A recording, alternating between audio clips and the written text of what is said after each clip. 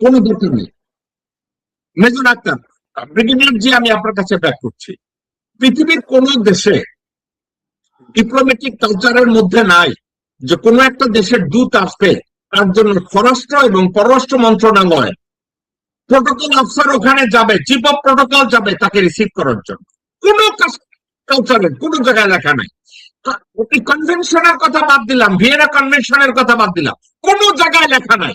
তাইলে বাংলাদেশের পররাষ্ট্র মন্ত্রণালয় সানাওবায়েদ এবং খলিলুর রহমান তারা কেন তাদের চিফ অফ প্রোটোকলকে বেনাপোলে পাঠাইছে? কেন সানাওবায়েদ কি পেটিকোট খুলে অপেক্ষা করতেছে এটা জানান দেওয়ার জন্য, নাকি যেহেতু কূটনৈতিক কালচারে নাই আর কি হইতে পারে? যদি আপনার কাছ থেকে, আপনি যদি এই সাবজেক্টটাকে কিভাবে দেখেন একটু যদি বলেন, কেন যাবে ওখানে? পেটিকোট খুলে অপেক্ষা করলে লাভ হবে না। ত্রিবেদী ডাজন্ট হ্যাভ দ্যাট পাওয়ার, বুঝছেন না? এখন আমি যেটা বলতে চাই, একজন মন্ত্রীরা যখন, প্রধানমন্ত্রীরা যখন শপথ নিতে বঙ্গভবনে যায়, ওনারা কোনো প্রোটোকল পায় না। স্বয়ং প্রধানমন্ত্রীও পায় না যখন শপথ নিতে যায়। শপথ নেওয়ার পরে প্রোটোকল পায়। মন্ত্রীরাও যখন যায় শপথ নিতে, প্রোটোকল পায় না। এই জন্য এবার প্রধানমন্ত্রীকে প্রোটোকল রাষ্ট্রপতির প্রোটোকল রাষ্ট্রপতিকে নিয়ে আসা হয়েছে আমাদের সংসদ ভবনের সামনে। এগুলা খুবই সেন্সিটিভ জিনিস। ইট স্পিক্স অ্যাবাউট অথরিটি।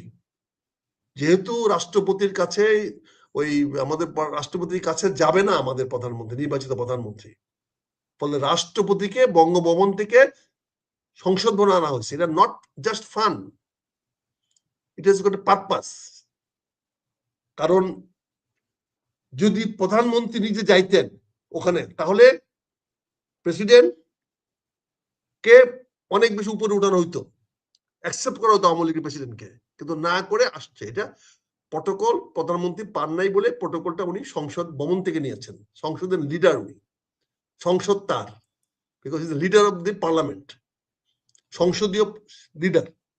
একজন অ্যাম্বাসেডার যখন আসে, হিজ ইন্ডিভিজুয়াল, বাংলাদেশের যে কোনো রাষ্ট্রের হোক, ভারতের হোক, পাকিস্তানের হোক, আমেরিকান হোক, অস্ট্রেলিয়ার হোক, জার্মান হোক, উনি যখন আসে তিনি ওই দেশের একজন ইন্ডিভিজুয়াল ব্যক্তি।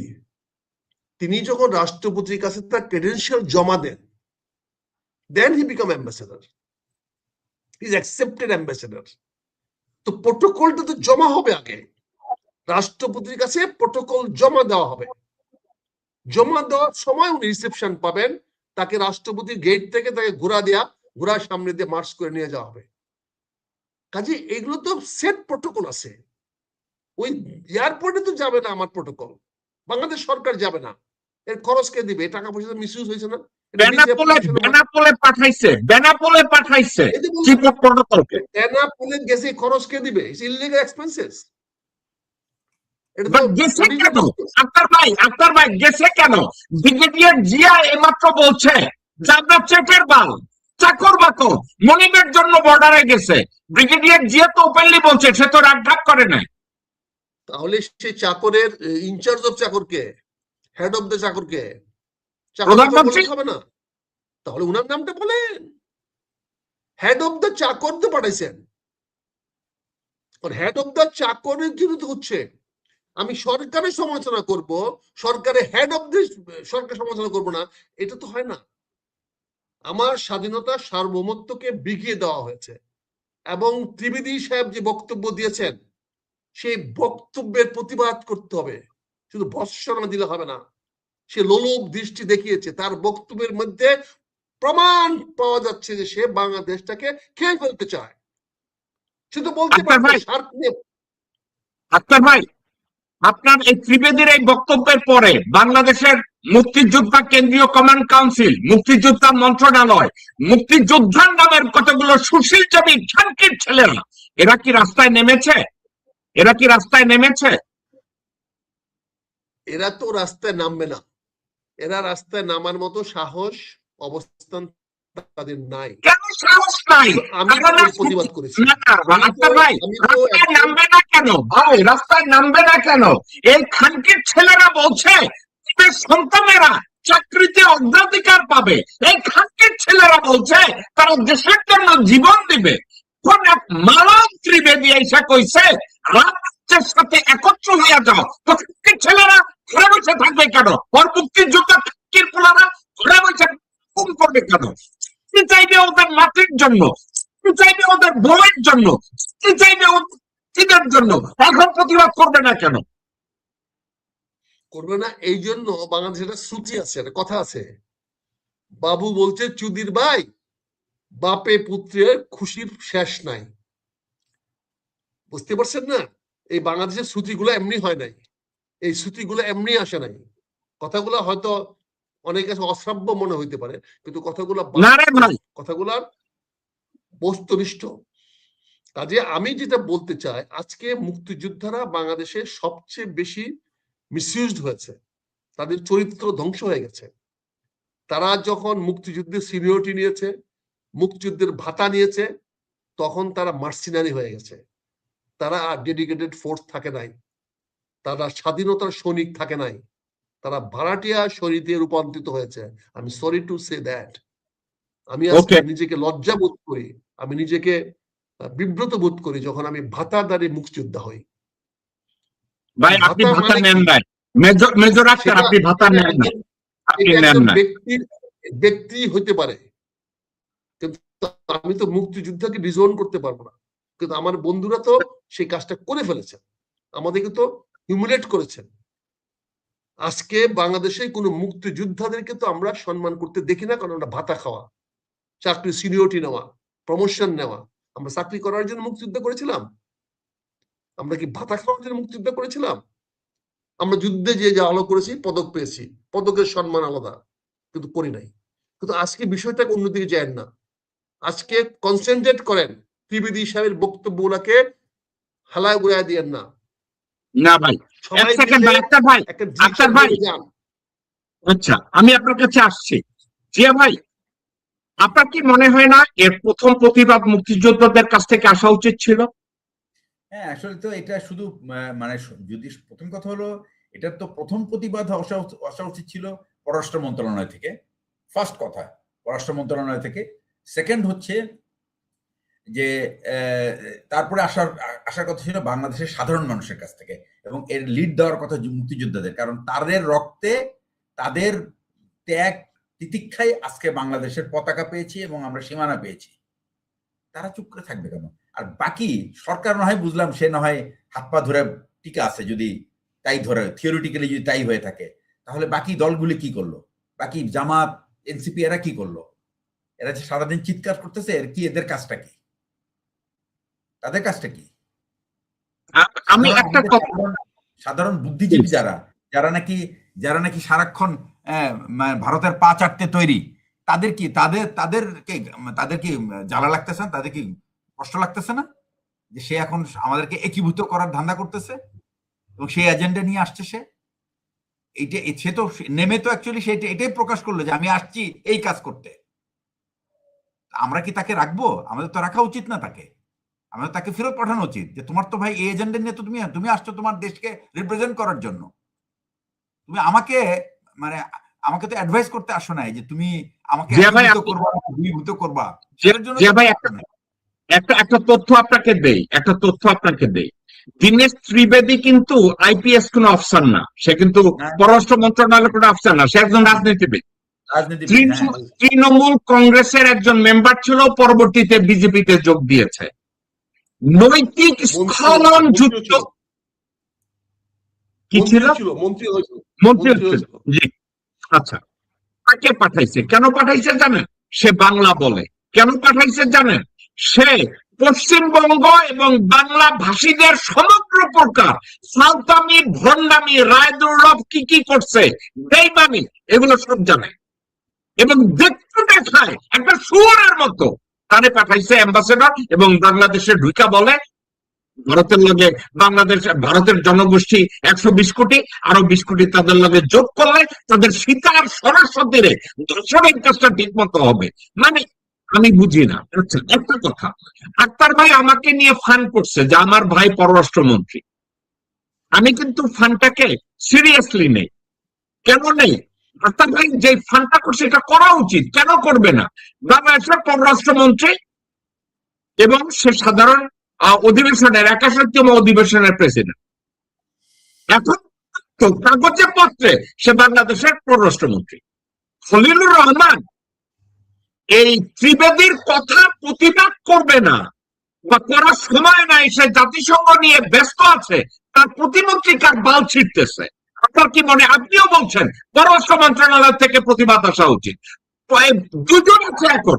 খলিল সাহেব বুঝলাম জাতিসংঘের অ্যাপয়েন্টমেন্টের জন্য তিনি হয়তো ব্যস্ত আছেন, এখন পররাষ্ট্র মন্ত্রণালয়তে প্রতিমন্ত্রী আছে এবং তারেক রহমানের পররাষ্ট্র উপদেষ্টা আছে হুমায়ুন কবির নামের এক ক্লাউন, এক হারামজাদা, এক হিজড়া। এই দুই কুত্তার বাচ্চি সুন্দর উচ্চারণ করে নাই। এটাকে কি আপনি কোন ফরেন পলিসি চালানোর মতো এই দুই ব্যক্তির কোন যোগ্যতার মাপকাঠিতে আপনি এদেরকে কিভাবে দেখেন? জিয়া, ব্রিগেডিয়ার জিয়া। জি, আমি তো বলি, সেটাই তো বললাম যে আমার কথা হলো যে সে তো, তার তো প্রথম প্রতিবাদী তো আসার কথা ছিল পররাষ্ট্র মন্ত্রণালয় থেকে, তাই না? এই যে এই লোকটা আসতেছে এবং সে কি বলছে এবং যে বলার পরে যে একটা মানে ওয়েভ অফ প্রোটেস্ট এবং সাধারণ মানুষের মধ্যে যে প্রশ্ন উঠছে, এটা কি যে ফিল করে না, তাহলে কিসের রাজনীতিবিদ তারা? ভাই আপনাকে আমি একটা শব্দ আমি তুলে দিতে চাই। পররাষ্ট্র মন্ত্রণালয়কে আমি খোঁচা মেরেছি, আরিফ মাহমুদ কেন বেনাপোলে গেছে তাকে রিসিভ করার জন্য, বলছে স্বরাষ্ট্র মন্ত্রণালয় এবং সামাওবাই এবং হুমায়ুন কবির তিনজনের যৌথ উদ্যোগে আরিফ মাহমুদকে বেনাপোলে পাঠানো হয়েছে। আপনি কি এটার উপরে কোনো মন্তব্য করবেন? তার মানে কি all three are there to lick the feet of this Trivedi? এই তিনজনে কি তাদের পা চাটার জন্য বসে আছে নাকি তারা? এরাই কি মাস্টার ছিল তাদেরকে কি নিয়োগ করেছে কি তাই উনি আসছেন? তাকে তো আমার পূজা দিয়ে মানে তাকে তো স্বাগত জানাইতে হবে, কারণ ইনি তো আমাদের চাকরি দিছে, এখানে মন্ত্রীর চাকরিটা দিছে সে। এটা তো 2017 সাল থেকে জিয়াবাই হয়ে আসছে। 2017 সাল থেকে বাংলাদেশের প্রত্যেকটা নিয়োগের ক্ষেত্রে ভারতের দিল্লির প্রভুত্ব থাকবে, আধিপত্য থাকবে এবং তাদের প্রেসক্রিপশনে সামাওবায়দও জানে তাদের প্রেসক্রিপশনে হয়েছে, আর হুমায়ুন কবিরও জানে তাদের প্রেসক্রিপশনে হয়েছে, এবং স্বরাষ্ট্রমন্ত্রী তো তাদেরই নিয়োজিত। তো তারা তিনজনে যদি আরিফ মাহমুদকে বলে প্রোটোকল অফিসার তুমি যাও বেনাপোলে গিয়ে ত্রিবেদীকে রিসিভ করো, আমি পররাষ্ট্র মন্ত্রণালয়তে খোঁজ নিলাম আরিফ মাহমুদকে ওখানে কেন পাঠানো হইলো। এ ধরনের প্রোটোকল আমরা তো জীবনে কোথাও দেখি না, কোন রাষ্ট্রে দেখি না। বলছে ব্যুরোক্রেসি কি করে বুঝলাম, পলিটিক্যাল লিডার এরা তো আসছে রাজনীতি করে আসছে, এরা তো আর ব্যুরোক্রেট না। ব্যুরোক্রেট ওখানে যে নাকি পররাষ্ট্র সেক্রেটারি আছে, সে কি করতেছে? আর সে বলবে না যে sir it is not within the decorum of our protocol, we cannot give. ভাই পররাষ্ট্র সচিবই তো নিয়োগ হয়েছে দিল্লির থেকে, ওটা কেন মনে হয় আমাদের দেশের প্রধানমন্ত্রী নিয়োগ হয় দিল্লির থেকে, সেখানে ব্যাটিং করে, ভার্চুয়াল ব্যাটিং করে। তারেক রহমানকে লন্ডনে এ ধরনের কথা আছে ভাই, আমি তো উপস্থিত ছিলাম না, গতকালকে মেজর আক্তার একটা কথা বলে দিছে এবং এই মেজর আক্তারের কথাটার জবাব আমার কাছে ছিল না, আজকেরও নাই। মেজর আক্তার বলছে তারেক রহমানকে আমাদের এই আলোচনা থেকে একটু বাইরে রাখতে হবে একটা কারণে, এই সিস্টেমকে পরিবর্তন করতে গেলে একজনকে দিয়ে তো সলিউশনটা আনতে হবে। তারেক রহমানের উপরে এখনো জনগণের আস্থা আছে, যার জন্য ওনাকে সমালোচনা করলাম না। এটা আই এগ্রি, বিকজ উনি তো প্রথম কথা হলো যে আমি আপনাকে আরেকটা কথা বলি, সেটা হলো একটা। সেকেন্ড হলো যে তারেক রহমান সাহেব প্রধানমন্ত্রিত্ব গ্রহণ করেছেন, উনি কিন্তু এর আগে কোনো ক্যাবিনেটে আসে নাই, কোনো পার্লামেন্টে আসে নাই। দিস ইজ আমি বলবো একটা huge responsibility with lot of I would say liability, asset না কিন্তু liabilities, because he is carrying all the liabilities. এই যে জাঙ্ক যেগুলি ক্যারি করতেছেন, these are all junks. তো এই জাঙ্ক যেটা উনি উনার কাঁধে করে ক্যারি করছেন, এদের প্রত্যেকটার অপকর্ম কিন্তু উনার কাঁধে পড়তেছে গিয়ে। সুতরাং আপনার যদি নির্দেশ পরিষ্কার হয় যে তুমি তোমার ব্যাকবোন খাড়া শক্ত করে কাজ করো, leave rest on me, follow the procedure, okay, follow the procedure and we don't go beyond the procedure. যে নিয়ম আছে সেই নিয়মের বাইরে যাব না আমরা যদি নিয়মের ব্যত্যয় ঘটতে হয়, that will be only on the instruction of the head of the government, not on anybody else's. ওকে সবাই যদি পলিসি বানাইতে থাকে তাহলে উনাকে তো কাজ করতে দিবে না তাহলে। ওকে ব্রিগেডিয়ার জি, আমরা আপনার কাছে ব্যাক করি। মেজর আক্তার, আমি পররাষ্ট্র মন্ত্রণালয়তে একবার না কয়েকবার নক করেছি। কয়েকজন অফিসারের সাথে কথা বলার পরে একটা কনক্লুশন বেরিয়ে আসছে, ওখানে আরিফ মাহমুদকে পাঠানোর পিছনে 3 জন একত্রে কাজ করেছে, সামাওয়াত, হুমায়ুন কবির এবং সালাউদ্দিন। তাদের যৌথ ইনস্ট্রাকশনে আরিফ মাহমুদকে স্পেশাল গাড়িতে বেনাপোলে পাঠানো হয়েছে রিসিভ করার জন্য। এখন তাইলে আমার বন্ধু যে খলিলুর রহমান সাহেব, আমি তাকে বাঁচাইতে চাইতেছি না, still it is his failure, কারণ সে এখনো পররাষ্ট্রমন্ত্রী। ব্রিগেডিয়ার জিও যে কথাটা বলছে এটাকে আমি ইগনোর করতে পারি না। ওকে, 3 মন্ত্রী, এরা না হয় হাদারাম, পররাষ্ট্র সচিব কি করছে? আমার লজিক হলো পররাষ্ট্র সচিবের নিয়োগই তো ইন্ডিয়া থেকে হয়েছে। বাংলাদেশ ব্যাংকের গভর্নরের নিয়োগ যদি ইন্ডিয়া থেকে হয়, তাইলে গভর্নর কি কোনোদিন ইসলামের বিপক্ষে যাবে? সে তো ইসলামের পক্ষেই থাকবে। এখন টোটাল প্রোটোকলটা ভুল ছিল। আপনি, আমি, ব্রিগেডিয়ার জিয়া, আমরা একটা জায়গায় একমত যে আরিফ মাহমুদকে ওখানে পাঠিয়ে তাকে রিসিভ করা, অর্থাৎ ভারতীয় অ্যাম্বাসেডর দীনেশ ত্রিবেদীকে রিসিভ করার আমি কোনো লজিক দেখি না, কোনো প্রোটোকলের মধ্যে পড়ে না। আর দীনেশ ত্রিবেদী যেটা করছে এটা কূটনৈতিক শিষ্টাচার বহির্ভূত, এই মুহূর্তে পরিষ্কার করা উচিত। কারণ বাংলাদেশের মুক্তিযোদ্ধাদের ঘরে বসে মুক্তিযোদ্ধার সার্টিফিকেটটা তারা যেন তাদের চুক্তির মধ্যে ঢুকাইয়া বসে থাকে।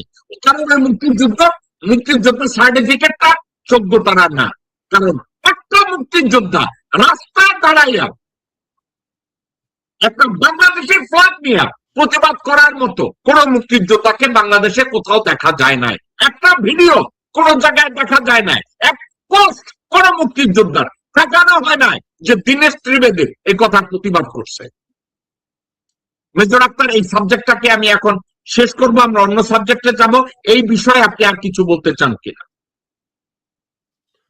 আমি আপনাকে বিনয়ের সঙ্গে বলতে চাই, এই মুহূর্তে বিষয়টা যদি আমরা প্রোটোকল ফেলিওর, সরকারের ব্যর্থতা, আমাদের আভ্যন্তরীণ সমস্যা, মুক্তিযোদ্ধাদের ব্যর্থতা, প্রতিরোধ করার ব্যর্থতা চলে যায়, তাহলে ত্রিবেদী সাহেব যে কথাটা বলেছেন সেটা এস্টাবলিশড হয়ে যায়। ত্রিবেদী সাহেবের কথাটা গুরুত্ব হারিয়ে ফেলে। আমার প্রশ্ন হলো, আমি যেটা বলতে চাই, আমি যে মুহূর্তে এই জিনিসটা জেনেছি, আমি কিন্তু অনেক সময় আপনাদের অনেক কিছু নিয়ে আলোচনা করার আগে আমি কিছু কাগজপত্র ঘাটাঘাটি করার চেষ্টা করি, কিন্তু আজকের এই বক্তব্যে কিন্তু আমি আমার মাথা থেকে, মেমোরি থেকে, অভিজ্ঞতা থেকে সবকিছু বলার চেষ্টা করছি। এখানে আমি কোনো আমার অভিজ্ঞতা থেকে নেওয়ার চেষ্টা করছি না।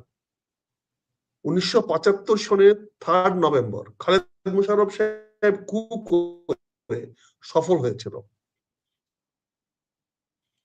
সফল হওয়ার পরে ওনার ভাই রাশেদ মোশাররফ একটা মিছিল বের করেছিল।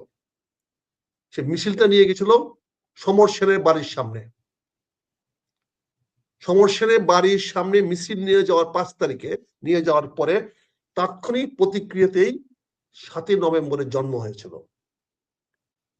শুধু ওই সমর সেনের বাড়িতে মিছিল নেওয়া যাওয়ার জন্য রাশেদ মোশাররফ এবং তার মা খালেদ মোশাররফ শেষ, কারণ ভারত মুখাপেক্ষী। আজকে আমরা একটা বিপজ্জনক পর্যায়ে আছি। আরিফকে যশোরে পাঠিয়ে তারেক রহমান সাহেব নিজের কবর নিজে রচনা করেছেন। আজকে সময়ের কারণে আমরা এখানে তারেক রহমান সাহেবের বিকল্প এখন আমরা নাই, এবং আমরা চাচ্ছি না এই দেশে আরেকটা অরাজকতা হোক। আমরা benefit of doubt Tarique Rahman সাহেবকে দিতে যাচ্ছি। আপনাকে গতকালকেও বলেছি, আজকেও বলেছি। এই মন্ত্রীদের সম্বন্ধে বলেছি, আপনি সালাউদ্দিন সম্বন্ধে বলেছি। সালাউদ্দিনকে ঈদের এই বাজেটের পরে তাকে রাস্তায় চলতে জনগণ দিবে না। তার পক্ষে ইভেন পুলিশ কোর্ট নিয়েও চলাফেরা করা সম্ভব হবে না। আজকে কক্সবাজারে গিয়েও যে বক্তব্যগুলো আসছে, এই বক্তব্যগুলা ইতিবাচক হয় নাই। কারণ প্রধানমন্ত্রীকে দিয়ে বক্তৃতা দেওয়ানো হয়েছে যে জামাত ইসলাম নাকি মদ, জুয়া, মাদক এগুলা বন্ধ করার জন্য সরকার বন্ধ করেছে বলে জামাত নাকি অসন্তুষ্ট হয়েছে। এই কথাটা তারেক রহমান সাহেবকে বলানোর চেষ্টা করা হয়েছে, বলানো হয়েছে। তার মানে এই দেশে একটা বিরোধী দল তৈরি করার চেষ্টা করা হচ্ছে। এই বিরোধী দলকে তৈরি করে আমাদের মধ্যে সংঘাত লাগিয়ে ভারত তার বেনিফিট নিতে চাচ্ছে। এই জন্য আজকে আমরা এখানে এই বিষয়ে আমরা স্পষ্ট রাখতে চাই। আজকে আমরা স্পষ্ট বলতে চাই, তারেক রহমান সাহেব, আপনাকে প্রমাণ করতে হবে আপনি ভারতের পক্ষের লোক নয়। আপনাকে অনতি বিলম্বে আপনার পররাষ্ট্রমন্ত্রী যদি ফেল করে থাকে, আপনার পররাষ্ট্র স্টেট মিনিস্টার ফেল করে থাকে, উপদেষ্টা ফেল করে থাকে, তাদেরকে পরিবর্তন করেন। সঙ্গে সঙ্গে ত্রিবেদী সাহেবের বিরুদ্ধে অভিযোগ দেন, রাষ্ট্রপতি যেন তার ক্রেডেনশিয়াল অ্যাকসেপ্ট না করে, তাকে ফেরত পাঠান। কারণ ওই বক্তব্যটা তো তারেক রহমানের না, তারেক রহমানের শিখানো বক্তব্য না। ত্রিবেদী সাহেব যে বক্তব্য দিয়েছে এটা তো তারেক রহমান সাহেবের শিখানো বক্তব্য না, খলিলুর রহমান সাহেবের শিখানো বক্তব্য নয়। এটা তো ভারত সরকারের সিদ্ধান্ত। ভারত সরকার বলুক যে ত্রিবেদী যা বলেছে সেটা ত্রিবেদীর বক্তব্য, ভারত সরকারের বক্তব্য নয়। যদি তাকে আপনি ফেরত পাঠান তাহলে তো ভারত সরকার বলবে যে না, আমার রাষ্ট্রদূত যা বলেছে এটা আমাদের বক্তব্য, তুমি ওকে ফেরত পাঠাতে পারবে না। আরে ভাই, আপনি লড়তেও চাইবেন আবার লড়তে ভয়ও পাবেন, এটা তো হয় না। ভারতকে আপনি মিত্র প্রতিনিধি হিসেবে মনে করেন না, আমিও মনে করি না। আমি একজন ক্ষুদ্র মুক্তিযোদ্ধা, ভারতের কাছে আমি দায়বদ্ধ। তারপরে আমি বলবো ভারতের এই বক্তব্য আমি মেনে নিতে পারবো না। জামাত ইসলাম ইতিমধ্যে প্রতিবাদ করেছে, জামাত ইসলাম ইতিমধ্যে তাদের বিভিন্ন মিডিয়াতে বলেছে। দলীয় ভাবে হয়তো প্রতিবাদ জানাবে কিনা আমি জানি না, হয়তো জানাতেও পারে। কিন্তু আমি যে দলের একজন অংশ, আমি তথ্যগুলা পেয়েছি দলের কাছ থেকে, এই জন্য আমি এগুলার প্রতিবাদ করেছি। তাৎক্ষণিকভাবে যে টেলিভিশন আমার সাথে কথা বলেছে আমি তার সঙ্গে প্রতিবাদ করেছি। আপনি যে অনুষ্ঠানটা আজকে করবেন আমি জানতাম না, আপনি যে এই করবেন আমি এই আপনি খোলার পরে, আপনি মিডিয়া খোলার পরে বলছি। কাজে আমি আপনাকে বলবো তারেক রহমান সাহেবকে 5 বছর আমরা ক্ষমতা রাখতে চাই, বাংলাদেশের জনগণ ক্ষমতা রাখতে চায়, ভারতটা ক্ষমতা রাখবে না। শেখ হাসিনাকে ভারত ক্ষমতা রাখতে পারে নাই, কাজে ভারতের উপর নির্ভর করে তারেক রহমানকে ক্ষমতায় থাকতে হবে না। তারেক রহমানকে আমরা জামাতের খেয়ে সমর্থন করতে চাই, সকল ইসলামিক রাজনৈতিক দলগুলো সমর্থন করতে চাই। আমরা ভারতের বিরুদ্ধে ঐক্যবদ্ধ হয়ে ত্রিবেদীকে বাংলাদেশ থেকে বিতাড়নের মাধ্যমে আমরা যে বাংলাদেশের মানুষ ভারতের বিরুদ্ধে, ভারতের আগ্রাসনের বিরুদ্ধে, ভারতীয় হিন্দুত্ববাদের বিরুদ্ধে ঐক্যবদ্ধ, এটা আমরা প্রমাণ করতে চাই। আমি আহ্বান জানাবো আপনার মাধ্যমে, আমি আহ্বান জানাবো সকল বাংলাদেশের তৌহিদ জনতাকে, আমি আহ্বান জানাবো যারা বাংলাদেশে ভারতের বিরুদ্ধে কথা বলেন, ভারতের আগ্রাসনকে বন্ধ করার জন্য, প্রতিহত করার জন্য, এই ত্রিবেদীকে অবাঞ্ছিত ঘোষণা করা হোক, অবিলম্বে ত্রিবেদীকে বাংলাদেশ থেকে চলে যেতে বলা হোক, ত্রিবেদীর ক্রেডেনশিয়াল যেন আমার রাষ্ট্রপতি গ্রহণ না করে, তার জন্য তীব্র প্রতিবাদ করতে হবে। এই মেউ মেউ করে কথা বললে হবে না। I mean business. I mean it to be done. If I'm hanged, if I'm killed, let's happen. This is a part of the game. Either you win or you lose, but don't get defeated. Losing and defeating the পার্থক্য আছে। I will try to win, I may lose, but I cannot be defeated. I will never be defeated. We'll fight, fight, fight till we achieve our goal. ত্রিবেদীকে যে বক্তব্য দিয়েছে, এই বক্তব্যের পরে ত্রিবেদীকে বাংলাদেশে রাখতে দেওয়া যায় না। সে পলিটিশিয়ান, আমিও পলিটিশিয়ান। সে যে দৃষ্টিতে বলেছে সেই দৃষ্টিভঙ্গি আমি বুঝি, আপনাদের চেয়ে বেশি বুঝি, এই জন্য আমি রাজনীতি করি। তার বক্তব্যের পিছনে কি লোলুপ দৃষ্টি আছে সেইটা আমি বুঝি, অনুধাবন করি। আমি ক্লাইভকে চিনি, শেহদুল্লাহ ক্লাইভকে চিনেছিল, কিন্তু জগৎ শেঠ, রায়দুল্লভ, অমিচাঁদ, মির্জাফর, সে জেনারেল ছিল, চাকরিজীবী ছিল, তারা বুঝে নাই।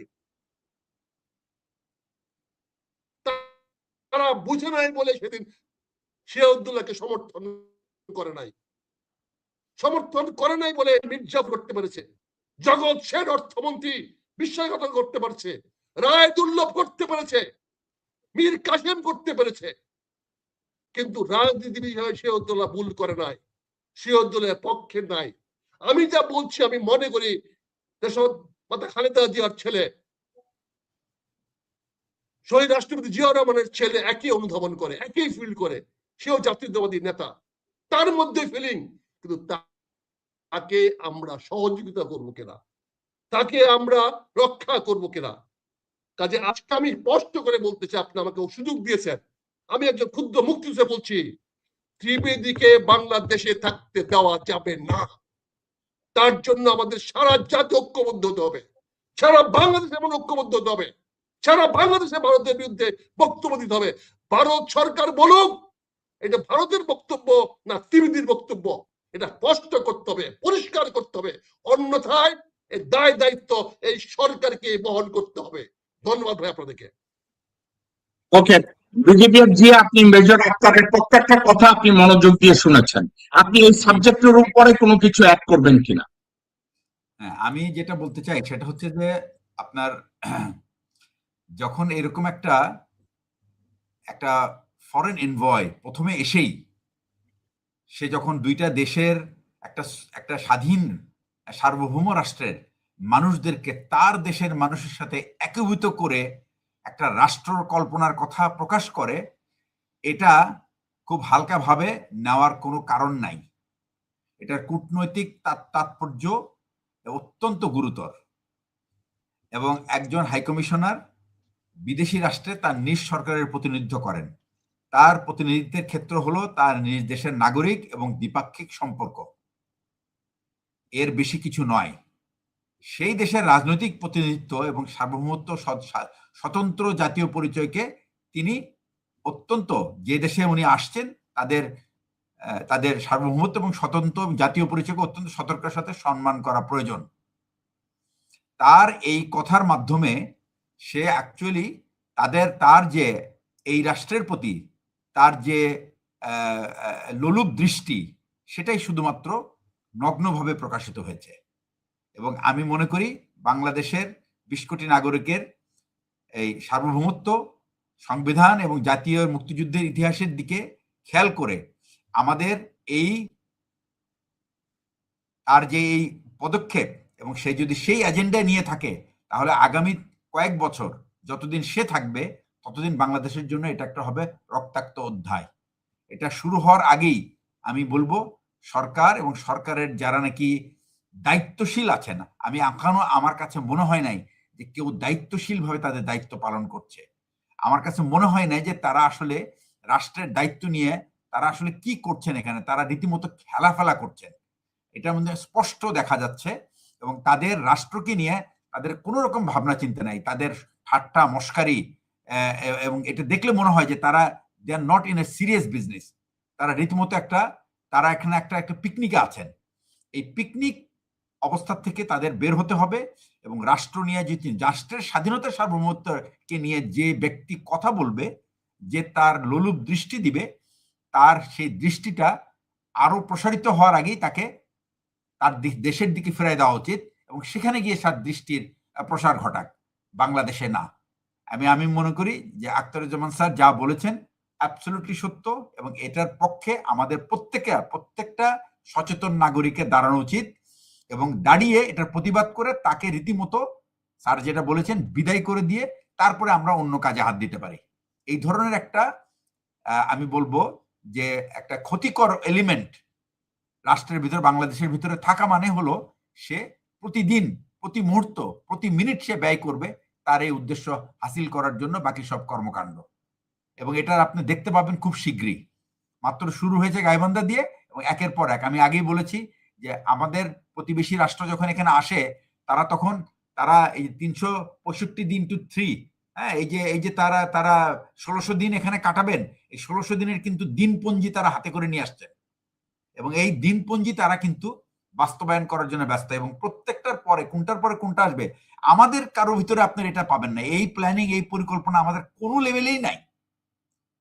প্রথম সর্বোচ্চ বাদ, বাকি সর্বোচ্চদেরকে যারা সাহায্য করছে তাদের তো মাথায় নাই এটা চিন্তা করার। তাদের তো ধান্দা একটাই, রাজনীতিটা যে সবাই করে যে উদ্দেশ্যে, সেই উদ্দেশ্য হাসিলের জন্য, এর বাইরে তো কিছু না। জিয়া ভাই, আপনিও তাকে এক্সপেল করার কথা বলছেন, মেজর আক্তারও এক্সপেল করার কথা বলছে। ওখান ভিয়েনা কনভেনশনে কয়েকটা রিজন দেখানো হয়েছে। ভাই একটা কথা add করতে চাই, আক্তার ভাই, আপনার কথা শুনতে পাচ্ছি না। আক্তার ভাই, আপনার কথা শুনতে পাচ্ছি না। একটা কথা এড করতে চাই, একটা শব্দ এড করতে চাই, পারবো? একটা কথা আপনি করেন, অফকোর্স করেন, আপনার কথা শুনতে পাচ্ছি না। বোধহয় আবার কালকে আমার শুরু হয়ে গেছে নাকি, বুঝছেন না? কথাটা হলো এখন শুনতে পাচ্ছেন? জি, এখন শুনতে পাচ্ছি, বলেন। আমি বলতে চাই, ধন্যবাদ সবাইকে। আমি বলতে চাই ত্রিবেদী বাংলাদেশের বিরুদ্ধে যুদ্ধ ঘোষণা করে দিয়েছে। তার এই স্টেটমেন্ট বাংলাদেশের বিরুদ্ধে যুদ্ধ ঘোষণা করা। আর গাইবান্ধা যে ঘটনাটা ঘটেছে, বাংলাদেশ যদি বাংলাদেশকে আক্রমণ করে ভারত যদি দ্বিখণ্ডিত করতে চায়, তার কেচিটার মাথা প্রথম যেখানে ঢুকাবে সেই জায়গাটা গাইবান্ধা। আপনি খেয়াল করে দেখেন, আপনি যখন কাপড়টা কাটতে যাবেন, যে জায়গায় কেচিটা প্রথম ঢুকাবেন, বাংলাদেশকে যদি আজকে তারা চিকেন নেককে লায়ন নেক বানাতে চায়, যেইখানে কেচিটা লাগাবে ওই কেচিটার মাথাটা হলো Gaibandha. Brigadier Zia can bear me out as a general. সে বুঝতে পারবে যে অ্যাটাকটা করার জায়গাটা কোনটা হবে, হিট পয়েন্ট কোনটা হবে। অর্থাৎ রাম মন্দির প্রতিষ্ঠা করার জন্য আমার বাহিনী ভারতকে সাহায্য করতে যাচ্ছে। ভারত সেনাবাহিনী রাম মন্দির প্রতিষ্ঠা করার জন্য গাইবান্ধা সাহায্য করতে যাচ্ছে। সো স্ট্রাইকিং প্লেস ওই সিজারের জায়গাটা হবে, যেখানে কেচিটা ঢুকায় দিবে সেটা হবে গাইবান্ধা।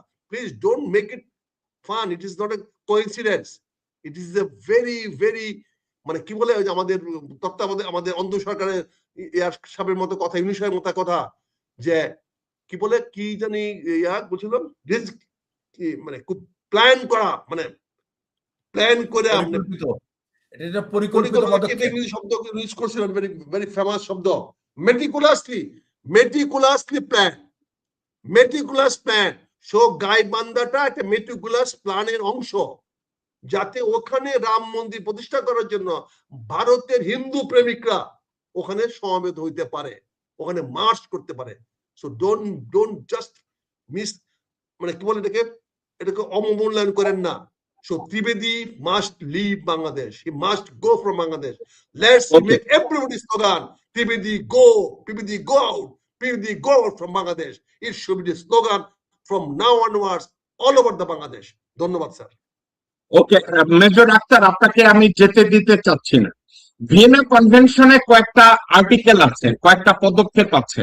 একজন অ্যাম্বাসেডরকে কিভাবে এক্সপেল করা যাবে, কেন এক্সপেল করা যাবে, সেখানে একটা আছে declaration of persons non grata, article 9-এ।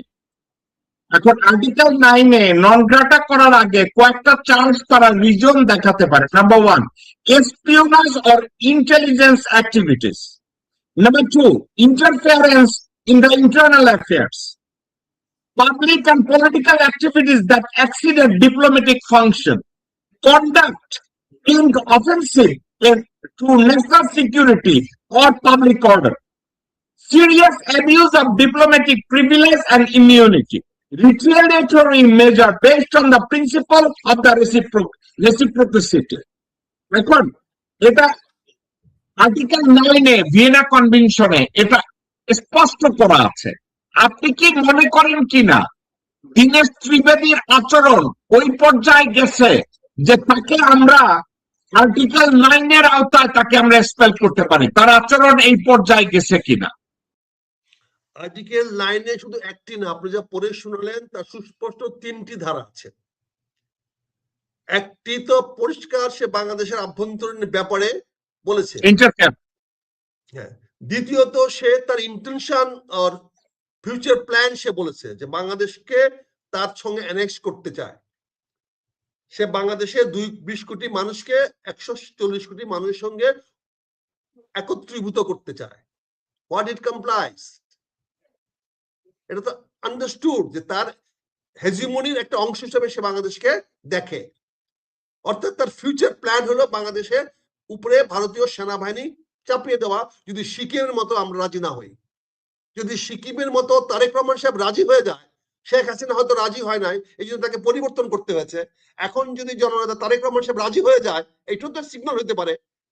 He indicate that যে তুমি যদি রাজি না হও, আমি কিন্তু আসছি, আমি তোমাকে ছিনিয়ে নিয়ে যাব, তোমাকে আমি বাংলাদেশে নিয়ে যাব, তবে এবার দস্তখত করাই নিয়ে যাব Bangladesh is annexed to India.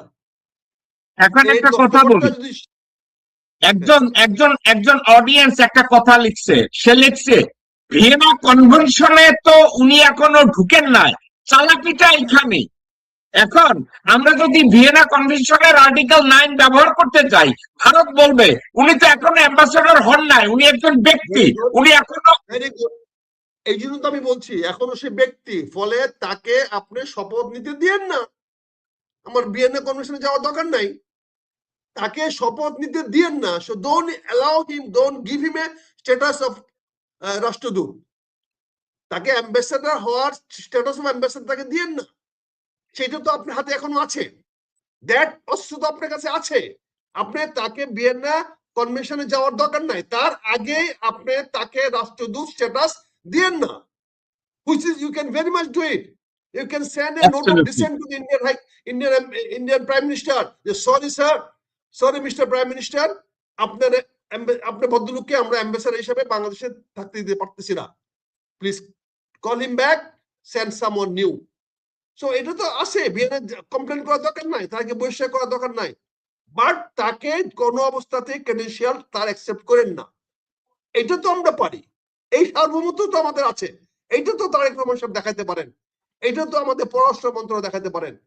এবং আরেকটা আছে আক্তার ভাই, ভিয়েনা কনভেনশনের article 41 states it is the duty of all persons enjoying such privilege and immunities to respect the laws and regulation of the receiving state, means host state.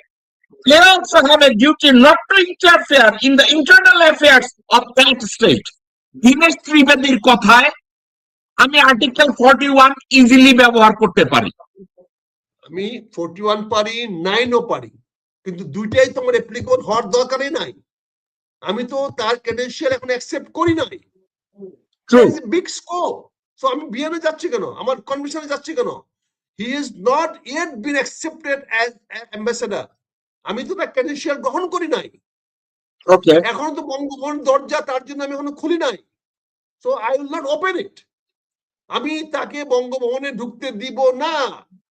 এখন প্রয়োজন পড়লে আমরা বঙ্গভবনের সামনে আমরা অবস্থান ধর্মঘট করবো, অবস্থান করবো, লাখ লাখ মানুষ ওখানে দাঁড়িয়ে থাকবে, তাকে ঢুকতে দেওয়া হবে না। এই কর্মসূচি রাজনীতিবিদদের কাছে আসতে হবে, রাজনৈতিক দল থেকে আসতে হবে। আমি যদি কোনো দলের হইতাম, কোনো দলের নেতৃত্বে থাকতাম, কোনো দলের যদি আমি কর্তৃত্বে থাকতাম, তাহলে আমি আমার দলকে নিয়ে বসতাম, আলোচনা করতাম, এইভাবে আমরা সামনে আগাইতাম।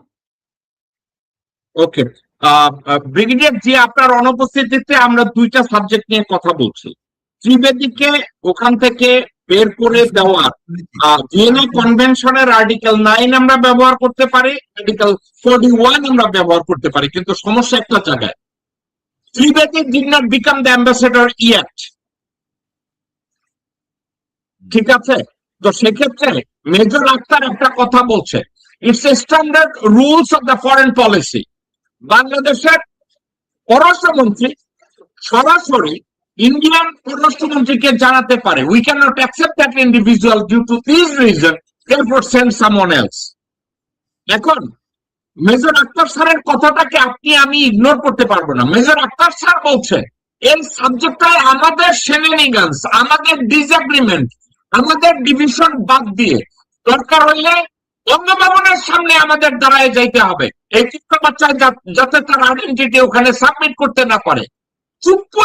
চুপ্পু পর্যন্ত গিয়ে পৌঁছলে চুপ্পু এটারে সুমা দিয়া করে তুলে দিবে, সরকার হইলে চুপ্পু তার বউরে শোকায়া দিবে এই অ্যাম্বাসেডারের সাথে, চুপ্পু এটা গ্রহণ করবে। এখন সমস্যা একটা জায়গায়, তারেক রহমান যদি চুপ্পুকে বলে সানকির পুত তুই যদি এটা অ্যাকসেপ্ট করিস তোর কোমর ভেঙে দেবে, তাইলে চুপ্পু করবে না। কিন্তু আপনি মনে করেন কিনা Tarique Rahman is in a position চুপ্পুকে এ ধরনের কথা বলবে? আপনার কি মনে হয় কিনা? না, আমার পয়েন্ট হচ্ছে তারেক রহমান পর্যন্ত যাইতে হবে কেন, তার আগেই তো এই প্রবলেমটা সলভ হওয়া উচিত। আচ্ছা, আরেকটা জিনিস আপনি খেয়াল করে দেখেন, আমি এই জিনিসটা বাদ পড়ে গেছে আমাদের ডিসকাশনে। একজন সাংবাদিক ওখানে বলছেন যে আমরা একটা ছোট রাষ্ট্র, আপনারা আমাদেরকে লালন পালন করে রাখবেন। আমার খুব জানতে ইচ্ছা করে এই সাংবাদিকটা কেডা, কোন পত্রিকার সাংবাদিক, এবং এ এখন পর্যন্ত অ্যাক্রেডিটেশন আছে কিভাবে তার? সন্তোষ শর্মা সন্তোষ শর্মা কি কালবেলার জিজ্ঞেস করেছে? সম্পাদক, কালবেলার সম্পাদক সন্তোষ শর্মা, এবং কালবেলার দায়িত্ব নিছে অপু, মাদারীপুরের বিএনপির এমপি নুরুদ্দিন অপু। ও আচ্ছা, না তাহলে তো আবার এটা সব এটা তো অনেক রসুনের বড় এক সিদ্ধান্ত। ফুটকি, সব রসুনের এক জায়গায়, সব রসুন এক জায়গায়, সব বুঝছেন রসুনের ভাই? সব রসুন এক জায়গায়, সব রসুন এক জায়গায়, বুঝছেন না? সব রসুন এক জায়গায়। সত্যি কথা, সত্যি কথা। জিয়া সন্তোষ ভাই, শর্মা কি দেশি, আমাদের বাংলাদেশি নাগরিক? নামটা তো বাংলাদেশি মনে হয় না। শর্মা তো ভাই আপনার কেন মনে হয় ওয়াকারুজ্জামান বাংলাদেশের নাগরিক? আপনার এটা কেন মনে হয়? না, ওয়াকারুজ্জামান বাংলাদেশের নাগরিক না হলে তো আর ভাই, ভাই, ভাই, আসতে পারতো না। সুতরাং এটা আমি বিতর্কে যাব না। সন্তোষ Okay. শর্মার যে উপাধিটা, এটা তো বাংলাদেশের হিন্দুদের সাধারণত এই বংশোদ্ভূত লোকের এই বংশের নাম শোনা যায় না আর কি। এটা আমি অনেক এটা আমার একটা শর্মারা চিটাগাঙ্গে আছে, চিটাগাঙ্গে শর্মা বলে, চিটাগাঙ্গে অনেক শর্মা আছে। ও আচ্ছা, মেবি চিটাগাঙ্গের অনেক শর্মা আছে হালি শহরে, যারা সবাই ইসকন। এই খানকির পোলারা হিন্দুও না। এই হালি শহরে যে ইসকনের লোকজন আছে, এসব খানকির ছেলেরা সনাতন ধর্মাবলম্বীও না। সনাতনদের সাথে তাদের চরম বীরত্ব। হ্যাঁ, আমি জানি তো, আমি জানি। তারা বলছে ইসকনেরা বলে সনাতনীরা নাকি হিন্দু না, ওরাই নাকি হিন্দু। এখন হিন্দু হইতে গেলে ইসকনের মূল মন্ত্র হইতেছে, আপনি শুনছেন কিনা জানি না, উত্তরপ্রদেশে 6 মা তার নিজের ছেলেরে বিয়া করছে। কয় আমাদের স্ক্রিপচারে এটা লেখা আছে, আমরা এইভাবে করছি। আর তারা এখন হালি শহরে এসে ঢুকছে। ওকে, তো এখন আমি মনে করি তারেক রহমানকে বাদ দিয়ে এই দিনেশ ত্রিবেদীকে এক্সপেল করা সম্ভব না। কারণ এই প্রোটোকলের ভিতরে যারা যারা আছে, একমাত্র তারেক রহমানের উপরে বেড ধরা যায় ইন্ডিয়ান চাকর না।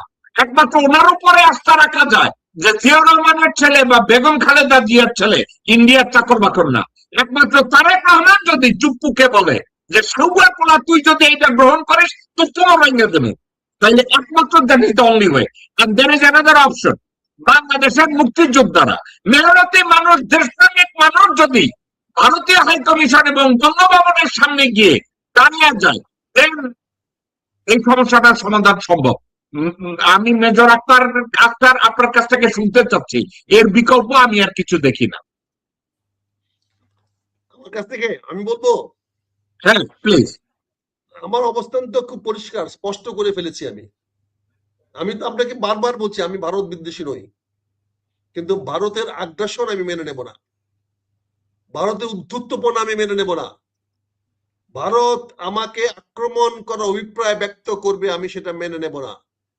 ফলে আমার পরিষ্কার সময়ের ব্যাপার, মৃত্যু ঘন্টা বেজে গেছে। ত্রিবেদী, বাংলাদেশের প্রধানমন্ত্রী জননেতা তারেক রহমান সাহেবের মৃত্যু ঘন্টা এলান করে দিয়েছেন। এখন কবে সেটা বাস্তবায়িত হবে আমরা সেটা দেখার জন্য অপেক্ষা করতে হবে। এটা মনে করেন না ত্রিবেদী বক্তব্যটা এমনি দিয়েছে। It's the bargaining point, the issue point. Either you come with us or follow your path of your father. এরকম বক্তব্য তালপট্টির পরে জিয়াউর রহমানকে দেওয়া হয়েছিল। তালপট্টি যখন জিয়াউর রহমান ক্লেম করেছিল, lesson was given.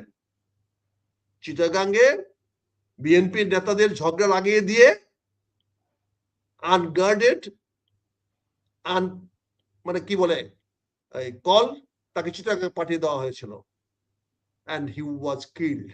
It was pre-planned. But বিএনপির ওই চট্টগ্রামের বিভেদ দিয়ে আজকে একই অবস্থা, একই আওয়াজ চট্টগ্রাম থেকে পাচ্ছি আমরা, একই ধরনের বক্তব্য চট্টগ্রাম থেকে আসছে। আজকে দুর্ভাগ্য, মদের ব্যাপারে জামাত কি বলছে এটা বলে তারেক রহমান সাহেব কি বোঝাতে চাচ্ছেন? জামাতকে ডিফেম করলে, জামাতকে বিরোধী দলে যেতে বাধ্য করলে কার ক্ষতি হবে, কার লাভ হবে, এটা যদি তারেক রহমান সাহেব না বুঝেন, ভাই পৃথিবীর বাংলাদেশের আর সবাই তারেক রহমান সাহেবকে ভয় পেতে পারে। আপনি তো তারেক রহমান সাহেব জানেন যে আমি আপনাকে ভয় তো দূরের কথা, আপনাকে কেয়ারও করি না, আমি আপনাকে লিডার হিসেবে মানি না। আমাকে নেতৃত্ব, আমাকে আপনাকে আমাকে নেতৃত্ব দেওয়ার মতো যোগ্যতা আপনার নাই বলে আমি প্রকাশ্যে বহুবার বলেছি, এখনো বলছি। আমি মারা যেতে পারি, ধ্বংস হয়ে যেতে পারি, কিন্তু আমি তো এখানে আপোষ করব না। আমি দেশমাতা খালেদা জিয়া আমার নেতা, শহীদ রাষ্ট্রপতি জিয়া রহমান আমার নেতা। আপনি আমার অনুজ, আপনাকে আমি অ্যাডভাইস করব, উপদেশ দিব। আপনার কাছ থেকে আমার নেওয়ার কিছু নাই, দেওয়ার কিছু নাই। আমি আপনাকে দুধ পাইলে বড় করছি, আপনার এই ধমনীতে আমার কিছু না কিছু অবদান আছে, আপনার রক্তের মধ্যে আমার কিছু না কিছু অবদান আছে। কাজে এইগুলো বলছি না, আমি চাই আপনি থাকেন, 5 বছর থাকেন। আমরা আপনাকে সমর্থন করতে চাই, আপনি জামাতকে অর্থ খুঁজেন না। জামাতের পক্ষে কথা বলে আপনি সঠিক কথা কষ করেন নাই, আপনি সালাউদ্দিনের কথা নাইছেন না। সালাউদ্দিনের কথা নাইছা, সালাউদ্দিন গঙ্গের কথা নাইছা, জিয়া রহমান তার জীবন দিয়েছে। ভুলে যান না চিটাগাঙে কারা, কাদের জন্য জেনা জিয়াকে জীবন দিতে হয়েছিল, কাদের দরকার ছিল সেদিন জিয়া রহমানের কোনো প্রয়োজন ছিল না ওই 2 শয়তান, চিটাগাঙে 2 শয়তানকে ক্ষমতা রাখা। ওই 2 শয়তান তো জিয়া রহমানের কোনো কাজে আসে নাই। আজকে সালাউদ্দিনের জন্য চিটাগাঙে আপনার অর্থমন্ত্রী বানিয়েছেন, তার জন্য আপনি আপনার জীবন আজকে হানি করেন না, ধ্বংসের মধ্যে নিয়ে যান না। দেয়ার লায়াবিলিটিস। প্রধানমন্ত্রী পরিবর্তন করা যায় না, প্রধানমন্ত্রী মানে দেশের ক্ষতি, প্রধানমন্ত্রী ক্ষতি মানে রাষ্ট্রের ক্ষতি। মন্ত্রী আসবে, মন্ত্রী যাবে, দ্যাট ইজ আপনার ফিঙ্গার টিপ। আপনি যে কোনো মুহূর্তে মন্ত্রী বানাতে পারেন, যে কোনো মুহূর্তে মন্ত্রী বাড়ি করে দিতে পারেন, কিন্তু যে কোনো মুহূর্তে প্রধানমন্ত্রী বানানো যায় না। যে কেউ ইচ্ছা করলে প্রধানমন্ত্রী হইতে পারে না। মন্ত্রী হওয়ার জন্য মাননীয় প্রধানমন্ত্রীর দয়াটাই যথেষ্ট। চিটাগাঙ্গে 2 মন্ত্রীকে আপোষ করাইতে গিয়া জিয়া রহমান জীবন দিয়েছে। আপনার চিটাগাঙ্গে 2 মন্ত্রী কারণে আজকে ভারত এই কথা বলতে পারে, কারণ তারা ভারতের দাস। তারেক রহমান ভারতের দাস নয়, আপনি সঠিক বলেছেন। তারেক রহমান তাদের চাকর না, কিন্তু ওরা তাদের চাকর। আপনি একবার চিন্তা করেছেন, আপনি চট্টগ্রামে কক্সবাজারে গিয়ে বলছেন 25 কোটি গাছ লাগাবেন? আপনি 25 কোটি গাছ লাগানোর মতো খালি ভূখণ্ড বাংলাদেশে আছে? হিল দেখছো তো নাই 25 কোটি গাছ লাগানোর মতো জায়গা? আপনাকে 25 কোটি গাছ লাগানোর কথা, আপনি হাটহাজারিতে গাছ লাগায়, কয়টা গাছ লাগায়? 25 কোটি গাছ লাগাইতে কত কোটি স্কয়ার ফিট জায়গা লাগে, এটা কি আপনি জানেন? ব্রিগেডিয়ার জিয়া বলেন। আপনাকে দিয়ে মেজর আক্তার, মেজর আক্তার, আপনি শুনলে হাসবেন। সালে শিবলি তার স্পিচ রাইটার, তার সচিব, তাকে জিজ্ঞাসা করছে যে ওনার যে রেড টেলিফোনের তার কাটা আপনি জানেন কিনা, কয় না এই সাবজেক্টটা সম্পর্কে আমি এখনো জানি না। এখন সালে শিবলি যদি 25 কোটি গাছ লাগানোর স্পিচ লেখা দেয়, তারেক রহমান ওইটা পড়ছে, কিন্তু তারেক রহমান ওইটা পড়ার সময় তো মাথায় ঢুকে নাই যে 25 কোটি গাছ লাগাইতে গেলে তার কত স্কোয়ার ফিট জায়গার দরকার, এটা তো সে পড়ে নাই রে ভাই। ওকে, আমরা ওইদিকে যাব না, আমরা আলোচনা অলরেডি আমরা শেষ পর্যায়ে চলে এসেছি। আমি এই সাবজেক্টে আমি তারেক রহমান সাহেব সমালোচনা করছি না, আমি কি অযৌক্তিক বলেছি?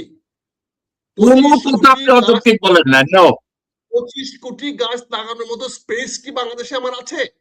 নাই। তাহলে এই কাজটা করতে গিয়ে কার ক্ষতি হবে? মানুষ কাকে হাসবে? মানুষ কাকে সমালোচনা করতেছে?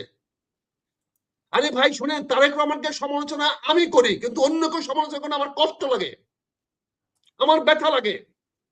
কারণ সে জিয়ার ছেলে, কারণ সে খালেদা জিয়ার ছেলে। আমি সমালোচনা করি, আমি মনে করি আমি তার গার্জিয়ান। আই ক্রিটিসাইজ হিম, আমি তাকে ভৎসনা করি। কেন করি? যাতে আপনারা কেউ ক্রিটিসাইজ না করেন, যাতে আপনারা কেউ তাকে দোষারোপ না করেন, যাতে অন্যরা কেউ দোষারোপ না করে। এই জন্য আমি করি এবং আমি করে যাব, কারণ এটা আমার রক্তের ঋণ। কাজী ভাই, আমার প্রধানমন্ত্রীকে বেকায়দায় ফেলার জন্য একটা ষড়যন্ত্র হচ্ছে। এই দেশটাকে এভাবে দেওয়া যাবে না। আমরা অতীত অভিজ্ঞতা থেকে দেখেছি। আজকে বিএনপির উচিত হবে জামাতের সঙ্গে বসে, জামাতকে বিরোধী দলে না নিয়ে, জামাতকে আস্থায় নিয়ে, আপনি 17 বছর যেমন আওয়ামী লীগের বিরুদ্ধে সংগ্রাম করেছেন, আপনি করেন। দরকার পড়লে আওয়ামী লীগকে রাজনীতি আসতে দেন, দরকার পড়লে আওয়ামী লীগকে বাংলাদেশে আসতে দেন, শেখ হাসিনাকে আসতে দেন, আমার আপত্তি নাই। কিন্তু আপনারা বিভেদ হয়েন না, জামাত বিএনপির মধ্যে বিভেদ সৃষ্টি করেন না, ঐক্যবদ্ধ থাকেন, দেশটাকে গড়ে তোলেন। ইসলামিক তৌহিদ জনতার কামনা এটা যে বাংলাদেশ একটি ইসলামিক রাষ্ট্র হোক, এটা এই দেশের জনগণের প্রত্যাশা। মানুষ চায় এখানে ন্যায় বিচার হোক, মানুষ চায় এখানে ইনসাফ ভিত্তিক সমাজ গঠন করা হোক, এটা জনগণের প্রত্যাশা। আপনারা নিজেরা জামাতের বিরুদ্ধে, জামাতকে বিরোধীর দিকে ঠেলে দিয়েন না, এতে ভালো হবে না। তারেক রহমান সাহেবকে বলবো, ত্রিবেদী আপনার জন্য মৃত্যু বান নিয়ে আসছে। যত তাড়াতাড়ি তাকে সরাতে পারবেন, তত তাড়াতাড়ি বাংলাদেশের মানুষের সামনে আবার আপনি হিরো আছেন, আরো বড় হিরো হয়ে যাবেন, আপনি মহা হিরো হয়ে যাবেন যদি এই কাজটা করতে পারেন। আমি আশা করব আপনি প্রমাণ করে দিবেন যে আপনি শহীদ রাষ্ট্রপতি জিয়াউর রহমানের যোগ্য সন্তান, দেশমাতা খালেদা জিয়ার যোগ্য উত্তরাধিকার। আপনাদেরকে অনেক ধন্যবাদ। হ্যাঁ, ব্রিগেডিয়ার জি, আমরা আলোচনার শেষ ধাপে। আপনি মেজর আক্তারের কথা এবং এই বিষয়ের উপরে আপনি যা বলতে চান আপনি অ্যাড করতে পারেন, এবং সাথে সাথে আজকের আলোচনাটাকে আমরা এখানেই আমি চাচ্ছি আপনি কনক্লুড করেন। আচ্ছা, আজকে আমরা যে বিষয়টা নিয়ে আলোচনা করছিলাম সেটা হলো এই যে দীনেশ ত্রিবেদী যিনি ছিলেন, এই দীনেশ ত্রিবেদীর একটা উক্তি উপর ভিত্তি করে আমি প্রথম কথা হলো যে আমি মেজর আখতারুজ্জামান স্যারের সমস্ত কথার সাথে আমি একমত। শুধু আমি একটা জিনিস অ্যাড করতে চাই, সেটা হচ্ছে যে এই দীনেশ ত্রিবেদী কিন্তু এই কথাটা কিন্তু সে আমি বলবো যে এটা ক্যাজুয়াল টক না, এটা অন্তত পরিকল্পিত এজেন্ডা। কারণ এই দীনেশ ত্রিবেদী প্রায় 40 বছর ধরে পলিটিক্স করে এবং সে প্রায় 30 বছর ধরে রাজ্য সরকারের কেন্দ্রীয় সরকারের মন্ত্রী ছিল বিভিন্ন টার্মে, এবং সে সব সরকারের সাথেই ছিল। সে বিভিন্ন, তার নেচারটাই এরকম, দল বদল করে করে এখান থেকে ওখানে যায়, এবং সর্বশেষ সে বিজেপির রেল ও সহকারী মন্ত্রী ছিল, কেন্দ্রীয় মন্ত্রী ছিল। সেখান থেকে তাকে এখানে পাঠানো হয়েছে বানিয়ে, মানে রাষ্ট্রদূত বানিয়ে। এটা কি তার ডিমোশন নাকি তার প্রমোশন, এটা নির্ভর করে তার এই উক্তির উপরে। কারণ সে এই উক্তিটা এমন একটা উক্তি করেছেন, it is a like a big gift for Indian, মানে ফর ফুলফিলিং দেয়ার, মানে গ্রেটার ইন্ডিয়া অথবা বৃহত্তর ভারত স্থাপন করার যে তাদের সেই উচ্চাকাঙ্ক্ষা, সেই উচ্চাকাঙ্ক্ষা যদি সে প্রতিফলিত করার পথ পরিষ্কার করতে পারে, এটা হবে তার জন্য একটা বিরাট, সেই অ্যাসাইনমেন্ট নিয়ে সে এখানে এসেছে, তার কথাই সেটাই মনে হয়। এবং এটা আজকে অনেকেই মত প্রকাশ করেছেন যে ভারতের একজন রাজনীতিবিদ, সে কিন্তু কোনো ডিপ্লোম্যাট না, সে কোনো ডিপ্লোম্যাটিক ক্যাডারের মানুষ না। সুতরাং এটা এমন না যে সে না বুঝে কথা বলেছে, সে একটা রাজনৈতিক উদ্দেশ্য নিয়ে এসেছে, এবং সেই রাজনৈতিক উদ্দেশ্যটা খুব পরিষ্কার, সেটা হলো বাংলাদেশকে ভারতের সাথে একীভূত করার যে উদ্দেশ্য। এবং বাংলাদেশের ভিতরে অনেক এরকম লোক পাবেন যারা আপনার এরকম কাজের জন্য তারা নিজেরা এক পায়ে দাঁড়িয়ে আছে। এরকম আমি দু একজন আমার কলিগদেরকেও বলতে শুনেছি। আপনি দেখেছেন এর আগে সুবিদ আলী ভুঁইয়ার ছেলে ছিল মোহাম্মদ আলী, সে কোথায় জানি ভারত তার প্রধানমন্ত্রীকে বলছে, তখনকার দিদেন প্রধানমন্ত্রী, আমরা তো আগে এক সময় মানে এক ভারত ছিলাম, মানে ইউনাইটেড ইন্ডিয়া ছিলাম, তা আমরা এখন কেন আবার এক হয়ে যাই না? এই হলো আমাদের একটা মুক্তিযোদ্ধার সন্তানের কথা। তাহলে আপনি বলতেছেন মুক্তিযোদ্ধাদেরকে প্রতিবাদ করতে? এই হলো অবস্থা আমাদের। তো সুতরাং দেশের স্বাধীনতা সার্বভৌমত্ব নিয়ে কোনো রকম কম্প্রোমাইজের প্রশ্ন নাই, এবং সেই জন্য আমি মনে করি স্যারের যে প্রস্তাব দিয়েছেন এই দীনেশ ত্রিবেদীকে ইমিডিয়েটলি হয় তাকে ফেরত পাঠানো, অথবা সে ভারত সরকার তার অবস্থান পরিষ্কার করবে যে এই ভদ্রলোক এখানে আসছেন এবং এই কথা সরকারের কথা না, এটা তার নিজের কথা, এবং এটার জন্য ভারত সরকার ক্ষমা চাচ্ছে বাংলাদেশের মানুষের কাছে। এটা ছাড়া আমার মনে হয় এই ইস্যুটা ছেড়ে দেওয়া উচিত হবে না। এই বলে আমি আমার বক্তব্য শেষ করছি। Thank you. এরপরে মেজর আখতারুজ্জামান, আপনাকে বলবো আজকের আলোচনাটাকে কনক্লুড করার জন্য, প্লিজ। ধন্যবাদ। কলকুট তো সংক্ষেপ এইটাই, এটা খুব অনবরত ঘটনা ঘটেছে, বাট এটা অশনি সংকেত। আমি মনে করি মাননীয় প্রধানমন্ত্রীর কাছে আমি বিনীতভাবে বলবো, ঝুঁকি আপনাকে নিতে হবে।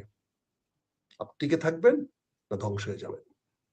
আমি মনে করি এই মুহূর্তে যদি আপনি ত্রিবেদীকে প্রত্যাখ্যান করতে পারেন, Bangladesh is yours. Nobody can touch your Bangladesh. আপনি বাংলাদেশের জনগণের হৃদয়ের নেতা হয়ে যাবেন, ঘরে ঘরে নেতা হয়ে যাবেন। এদেশের 20 কোটি মানুষের মধ্যে আপনাকে নির্বাচনের মাধ্যমে কেউ সরাতে পারবে না। সিদ্ধান্ত আপনার, ঝুঁকি আপনার। ঝুঁকি আপনি নেবেন কি নেবেন না আমি জানি না, তবে আমি মনে করি আপনাকে ঝুঁকি অবশ্যই নিতে হবে। ভারতের কাছে নথি স্বীকার করে রাষ্ট্র চালাবেন না ভারতের সামনে মাথা তুলে রাষ্ট্র চালাবেন, এটা প্রমাণ করার সুযোগ আপনি আজকে পেয়েছেন। আমি মনে করি ওয়েস্টার্ন ইউরোপ আপনাকে সমর্থন দিবে, আমি মনে করি আরব বিশ্ব আপনাকে সমর্থন দিবে, আমি মনে করি চীন আপনাকে সমর্থন দিবে, আর আমেরিকান রাষ্ট্র তো যুক্তরাষ্ট্র সমর্থন তো দিবেই, এতে কোনো সন্দেহ নাই। আজকে আপনি চিন্তা করে দেখেন, আপনি কি ভারতের পকেটে উঠবেন না আপনি বিশ্ববাসীর কাছে দাঁড়া দেবেন, সিদ্ধান্ত আপনার। আমি শুধু বলে যাচ্ছি, আমি মনে করি এই সুযোগটা আপনি হাতছাড়া করেন না। ভারত আপনার কোনো ক্ষতি করতে পারবে না, ভারত আপনাকে রক্ষাও করতে পারবে না। এই দেশের জনগণ রক্ষা করবে, এই জনগণ আপনার পাশে থাকবে। আমি আবার রিপিট করছি, আপনার অবস্থানকে সমস্ত আরব বিশ্ব আপনাকে সমর্থন করবে, আপনার অবস্থানকে চীন একদম দায়িত্বহীন ভাবে সমর্থন করবে, মালয়েশিয়া করবে, ইন্দোনেশিয়া করবে, আপনার এই অবস্থানকে নেপাল সমর্থন করবে, শ্রীলঙ্কা সমর্থন করবে, ইউরোপ সমর্থন করবে। এবং আমি আবারও বলছি, মার্কিন যুক্তরাষ্ট্র তার অবস্থানগত কারণেই আপনাকে সমর্থন করবে। সো আবারও বলবো, প্লিজ রাইট টাইমে রাইট ডিসিশন নেন, না হলে কিন্তু আপনার ডেজ উইল বি কাউন্টেড। আমি তো ক্ষমতায় নাই, ক্ষমতা থাকবো না, ক্ষমতা আসার অভিলাষও নাই, ব্যবসা করার বয়সও নাই। কাজেই আপনার days will start counting from today. এই ত্রিবেদী হলো আপনার ইস্যু, এটাকে কিভাবে হ্যান্ডেল করেন সারা বিশ্ব আপনাকে দেখবে, বাংলাদেশের মানুষ তো দেখবেই। কাজে মিল্টন ভাই, আজকে শুধু আমি এটা বলতে চাই, আসেন আমরা তারেক রহমান সাহেবের পাশে দাঁড়াই। আসেন আমরা সকল রাজনৈতিক দল, সকল ইসলামিক রাজনৈতিক দল, জামাত ইসলাম বলেন, নেজাম ইসলাম বলেন, আমাদের ওই যে খেলাফত বলেন, ইসলামী ঐক্য পরিষদ বলেন, আবার এই তারপরে যত ইসলামিক অংশগ্রহণ গুলো আছে, হেফাজত ইসলাম বলেন, আসেন আমরা সবাই ঐক্যবদ্ধভাবে শহীদ রাষ্ট্রপতি জিয়াউর রহমান, দেশমাতা খালেদা জিয়ার সন্তান জননেতা তারেক রহমানের পাশে দাঁড়াই। আমরা যদি ঐক্যবদ্ধ থাকি, পাশে দাঁড়াই, কেউ কিছু করতে পারবে না। তারেক রহমান সাহেবকে সঠিক সিদ্ধান্ত নিতে আমরা তাকে উৎসাহিত করি, অনুপ্রাণিত করি, এটাই সবার কাছে আমার বিনীত আহ্বান থাকবে। সবাই ভালো থাকবেন, সুখে থাকবেন, বাংলাদেশের স্বাধীনতা সার্বভৌমত্বের জন্য লড়াই করতে প্রস্তুত থাকবেন। আসসালামু আলাইকুম। ব্রিগেডিয়ার জিয়া এবং মেজর আক্তার, আপনাদের দুজনকে আন্তরিকভাবে মোবারকবাদ জানাচ্ছি এবং অনেক ধন্যবাদ আপনাদেরকে। একটা নতুন সাবজেক্টের উপরে আপনারা এতক্ষণ কথা বলবেন আমি চিন্তা করি না। আপনারা দুজন অত্যন্ত বিচক্ষণ, শিক্ষিত এবং ইনফর্মড মানুষ, দেশপ্রেমিক সে তো অবশ্যই, এটা বলার অপেক্ষা রাখে না। আপনারা এত সুন্দরভাবে বিষয়টাকে উপস্থাপন করেছেন, এত সুন্দরভাবে ব্যাখ্যা করেছেন, এটা আমার দ্বারা বা অনেকের দ্বারা, আপনারা যে দৃষ্টিকোণ থেকে ব্যাখ্যা করেছেন, এটা সম্ভব হতো না। আমি কৃতজ্ঞ আমার দর্শকদের পক্ষ থেকে, আমাদের শোয়ের পক্ষ থেকে। আমি মেজর আক্তার এবং ব্রিগেডিয়ার জি আপনাদের কাছে কৃতজ্ঞ। এবার আমি কনক্লুড করব। আপনাদের দুইজন, আপনারা চাইলে আমার কনক্লুশনে থাকতে পারেন, চাইলে আপনারা চলে যেতে পারেন। ইনশাল্লাহ আপনাদের সাথে আবার কোনো এক সময় আবার অন্য কোনো বিষয় নিয়ে আমি কথা বলবো। আসসালামু আলাইকুম। শুধু দর্শক শ্রোতা, আজকে আমি চিন্তা করেছিলাম আমি ইসলামী ব্যাংক নিয়ে কথা বলবো, স্বরাষ্ট্র মন্ত্রণালয়, আইন মন্ত্রণালয় এবং অর্থ মন্ত্রণালয়ের দুর্নীতি নিয়ে আমি কথা বলবো, বাংলাদেশ ব্যাংকের দুর্নীতি নিয়ে কথা বলবো, কিন্তু আমাদের সাবজেক্টটা শিফট করতে হয়েছে। একটা কথা আপনাদেরকে বুঝতে হবে, আমরা অর্থনীতি নিয়ে কথা বলবো যদি আমার দেশ থাকে, আমরা স্বরাষ্ট্র মন্ত্রণালয় নিয়ে কথা বলবো যদি আমার দেশ এক্সিস্ট করে। আমি শিল্প মন্ত্রণালয় বা যে কোনো মন্ত্রণালয় নিয়ে কথা বলবো যদি আমার দেশের অস্তিত্ব টিকে। আমার দেশই যদি না টিকে তাহলে অন্য কিছু নিয়ে কথা বলে আমি কি করব?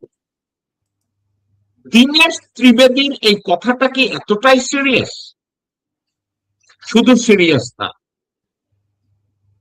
কথাটা আপনি যদি মনে করেন কেউ যদি দাঁড়িয়ে বলে তোর যুবতী মা দেখতে সুন্দরী, সে আমার মায়ের প্রশংসা করে নাই, সে আমার মায়ের দিকে লোলুপ দৃষ্টি দিয়েছে। দীনেশ ত্রিবেদী যখন বলে ভারতের 120 কোটি জনগোষ্ঠী এবং বাংলাদেশের 20 কোটি একত্র হলে আমরা রিজিওনাল পাওয়ার হব, এর অর্থ কি জানেন? ওই 20 কোটিকে আমি হজম করব এবং হজম করার ইন্টেনশন নিয়ে একটা ডিমোশন, একজন মন্ত্রীকে অ্যাম্বাসেডর বানাইছে, ডিমোশন নিয়ে বাংলাদেশে এসেছি। বাংলাদেশকে যদি দীনেশ ত্রিবেদী ভারতের সাথে মিলায় দিতে পারে কি হবে জানেন? দীনেশ ত্রিবেদী ভারতের প্রধানমন্ত্রী হবে। আপনারা ঠিকই শুনেছেন, দীনেশ ত্রিবেদী যদি বাংলাদেশকে ভারতের সাথে মিলিয়ে দিতে সক্ষম হয় সে হবে ভারতের প্রধানমন্ত্রী। এখন এই কথাটাকে কারা সিরিয়াসলি নিয়েছে আর কারা সিরিয়াসলি নেয় আমি যদি তাদের দিকে তাকাই, আমি মুক্তিযোদ্ধাদেরকে পছন্দ করি, আমি মুক্তিযোদ্ধাদেরকে সম্মান করি, কিন্তু যে কোনো মুক্তিযোদ্ধার মাইন্ডসেট যদি এইটা থাকে যে ভারত বাদ দিয়ে মুক্তিযুদ্ধ না, আমি তাদের মুখের উপরে পেশাব করি, আমি তাদের মুখের ভিতরে পেশাব করি, কারণ মুক্তিযুদ্ধের সাথে ভারতের কোনো সম্পর্ক নাই। কারণ ভারতকে যদি মুক্তিযুদ্ধের সাথে জড়াতে যান, ভারতের ডিসক্রিপশন অনুযায়ী 1971 সালে বাংলাদেশের স্বাধীনতা যুদ্ধ না, ভারতের প্রতিরক্ষা মন্ত্রণালয়ের আর্কাইভে বিশ্বব্যাপী তারা বলে বেড়াচ্ছে 1971 সালে পাকিস্তান ভারত যুদ্ধ হয়েছে, এই যুদ্ধে ভারত জিতছে। তাহলে বাংলাদেশের যেসব খানকির ছেলে মুক্তিযোদ্ধারা বলে মুক্তিযুদ্ধ থেকে ভারতকে বাদ দেওয়া যাবে না, তোমরা কি তোমার মা, বউ, মেয়ে, বোন তাদেরকে কি ভারতের কাছে বিনা পয়সা বর্গা দিতে চাও যা ভারত নিতে চায় না? কুত্তার বাচ্চারা, ভারত বিশ্বব্যাপী বলেছে 71 সালে বাংলাদেশের স্বাধীনতা যুদ্ধ হয় নাই, ওদের আর্কাইভে এটা লেখা নাই, প্রতিরক্ষা মন্ত্রণালয়ের আর্কাইভে লেখা নাই, ভারতের সংসদে এটা লেখা নাই, লোয়ার পার্লামেন্টে এটা লেখা নাই, পররাষ্ট্র মন্ত্রণালয়তে এটা লেখা নাই। তাহলে তোমরা চুতমারানিরা ভারতকে মুক্তিযুদ্ধের মধ্যে জড়াও কেন?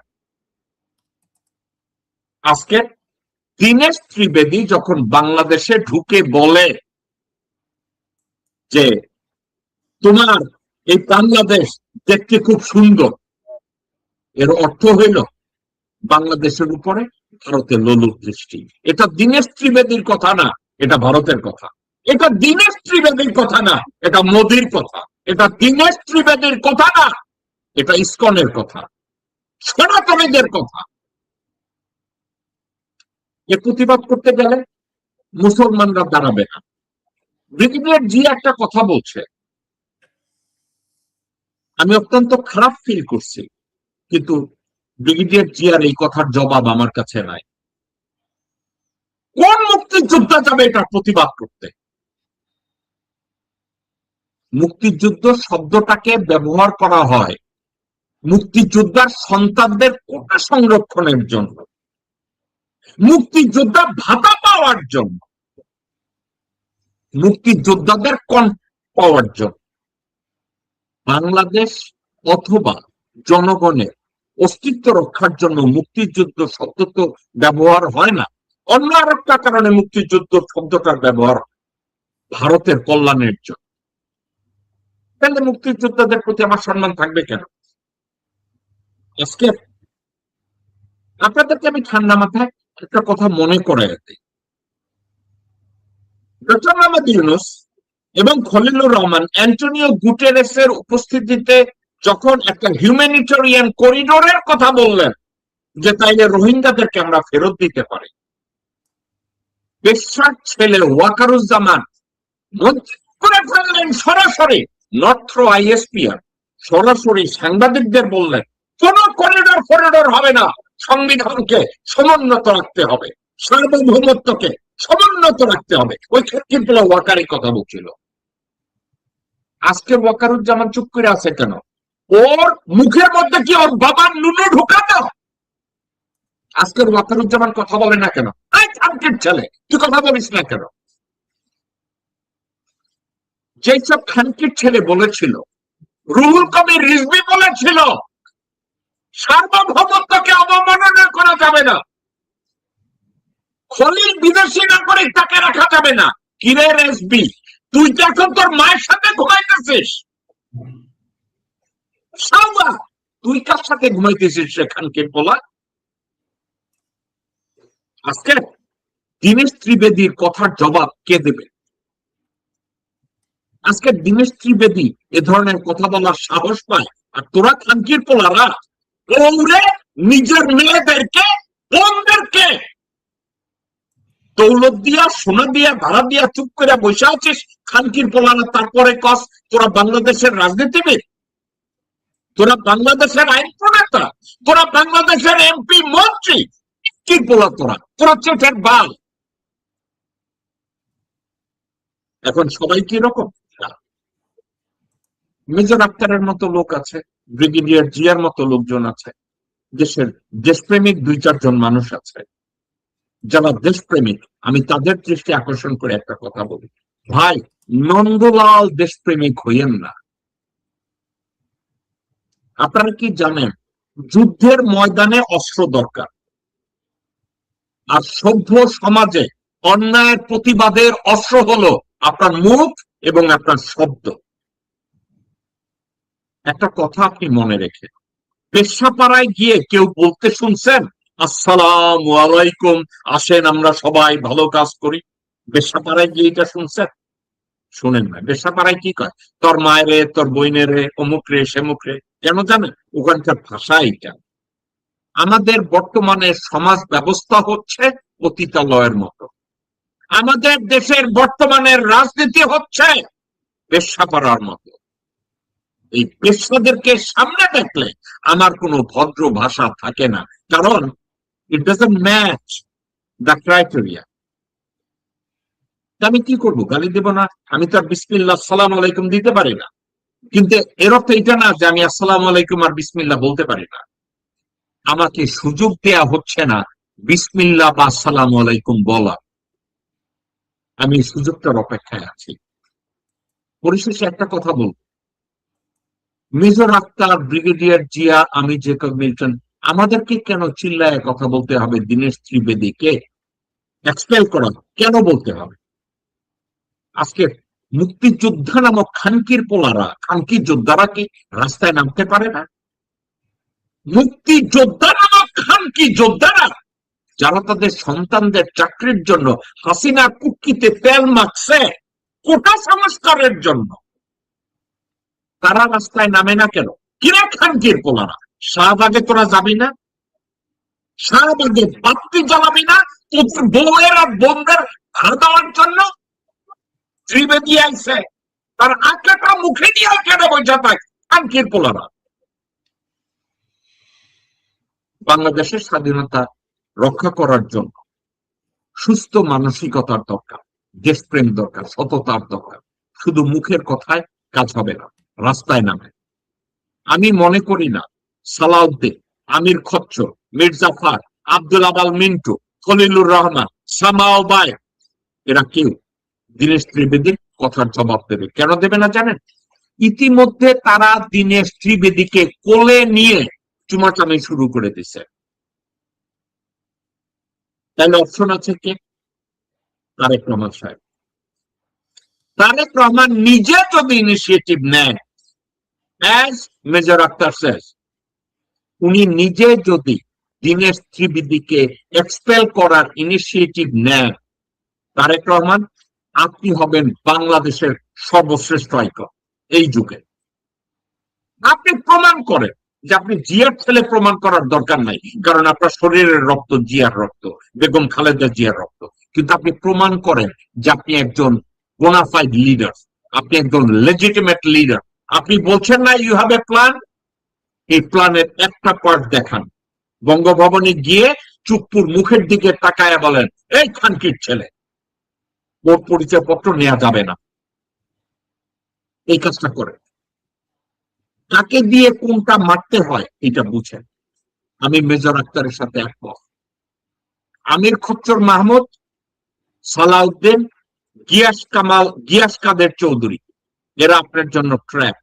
এস আলম, এরা আপনার জন্য ট্র্যাপ। বসুন্ধরা শাহ আলম, এরা আপনার জন্য ট্র্যাপ। আহমেদ আকবর সোবাহান শাহ আলম, এই খানকির ছেলে, আপনার জন্য ট্র্যাপ। ওয়াকারুজ্জামান আপনার জন্য ট্র্যাপ। সামাওয়ার আপনার জন্য ট্র্যাপ।